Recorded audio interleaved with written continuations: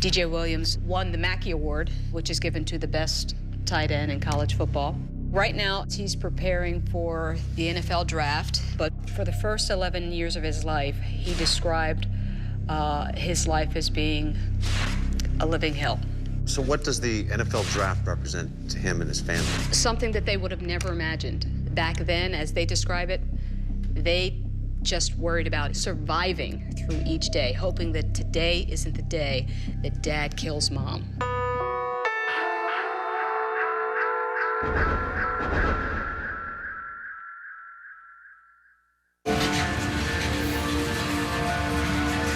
was so young, but all you can remember is being scared here, being scared there. Not too many good childhood memories.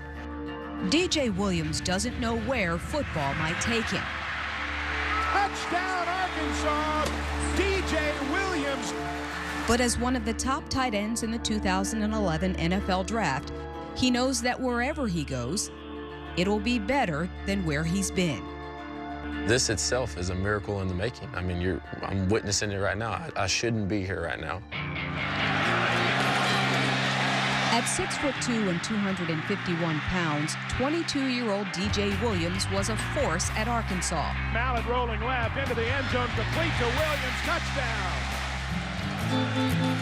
But before he won the 2010 Mackey Award for being the best tight end in college football, Williams had to overcome a childhood ravaged by crack cocaine, guns, and violence. Back in Texas, our house was filled with fear of not knowing what was going to happen when a certain person got home. DJ Williams was born in Fort Worth, Texas in 1988, the youngest of 3 children. His father, David, worked for the city water department. We started dating our junior year in high school. He was my best friend. To me, a wonderful man. In 1990, when DJ was 2 years old, according to his family, his father was diagnosed with bipolar disorder and began abusing alcohol and crack cocaine. For the next 9 years, DJ's childhood would be filled with the pain of watching both of his parents grapple with substance abuse and each other. There were times DJ's father would torment his mother using the children as weapons. We were sitting in a driveway somewhere, and my dad was high or he was drunk. And me and my sister Vanessa were in the back seat. He turned around saying, "Call your mother a hoe," you know, and made me say it. My mom's in the front seat crying. He's telling her she's worthless. And then to make her own son tell her that too. I was just filled with fear back then. DJ's fear only deepened when his father's abuse became increasingly physical. We went into the kitchen. They took a cast iron skillet off the stove, and he raised it, and he hit it over my head, and I raised up my hand, and he hit me with so much force, he broke the skillet half in two. And I remember yelling at him, "Dad, stop, stop, stop." To me, it was, he's beating her again. We've got to get out of here. 5 days later, DJ's mother packed up the children and left home. But his father continued to threaten his mother. In March of 1993, David Williams was arrested for verbal threats and spent 90 days in jail. Ultimately, DJ's parents got a divorce. Still, after many apologies and promises of rehab, DJ's father convinced his mother to move back in when he was released. It was then the abuse began again. This time, DJ was a victim. September 10th, 1999, DJ's 11th birthday. He was with his father. I was supposed to be going fishing. We made a pit stop. That's when I saw my father going through a crack deal. And he's about to walk out the car, comes back in before he leaves, gives me a gun. It was a 6-shooter. And he said, if anybody comes to the window, shoot him. That was probably the first time and only time that I've thought about, you know, all the things that I've been going through. You can only imagine what 11 more years will be like. At that point in time, I'm sitting there with an answer in my hand. What could that answer have been? Turn and use the gun on myself, you know, and that would pretty much called it quits. That night, DJ didn't tell his mother he had considered suicide. He did tell her that his father gave him a gun. That was my lightning bolt, and it woke me up. And it said, "What are you doing?"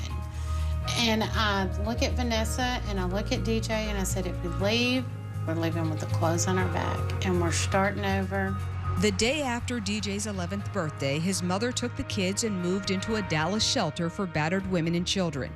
A week later, DJ's father shot a man 8 times. David Williams became a fugitive. Fearing for the family's safety, officials at the shelter advised DJ's mother to leave the state with her children immediately.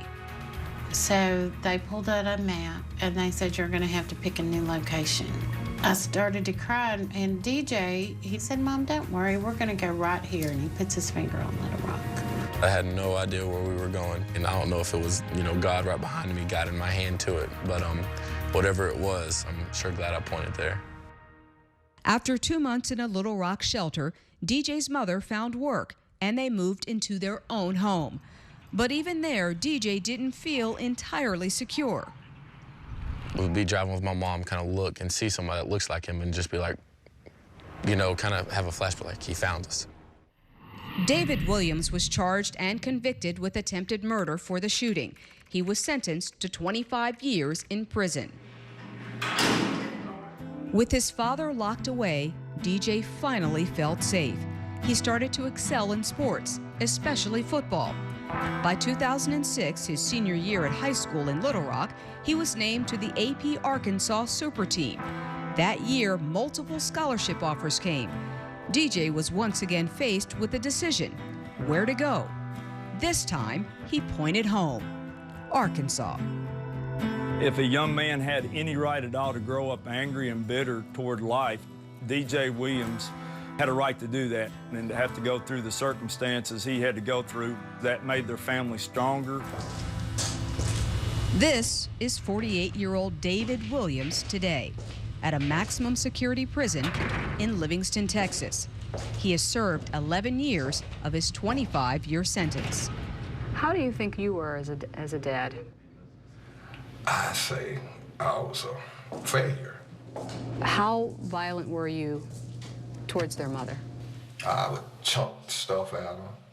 I'd grab her by her hair and wring her like she was a wet dog. Lord, forgive me. Physically hit her with my hands. The time that he thought he was going fishing, and he ended up going with you to buy drugs. Do you remember that? No, I don't remember that. Okay.